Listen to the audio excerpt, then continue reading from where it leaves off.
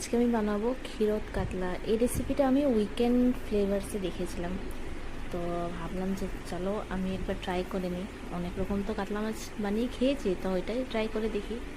তো প্রথমে আমি তেল দিয়ে দেবো কড়াইতে, তারপর ঘি দিয়ে দেবো। খুবই হালকা করে মাছগুলোকে ভেজে নেব, বেশি লালটে করে ভাজবো না। তারপর হাফ কাপ দুধের মধ্যে আধা চামচ ময়দা মিশিয়ে দেবো। তারপর সেই কড়াইতে আমি গরম মশলা, ধনে গুঁড়ো, আরও গোলমরিচ গুঁড়ো দিয়ে দেবো। কাঁচা লঙ্কা, টমেটো কুচি দিয়ে ভালো করে কষিয়ে দুধের মিশ্রণটা দিয়ে দেবো। তারপর ভালো করে নাড়াচাড়া করে স্বাদ মতো নুন আর অল্প চিনি দিয়ে দেবো। তারপর খানিকটা নাড়াচাড়ার পর মাছগুলো দিয়ে দেবো। তারপর হালকা হালকা করে নাড়তে থাকবো যাতে কড়াইতে না লাগে।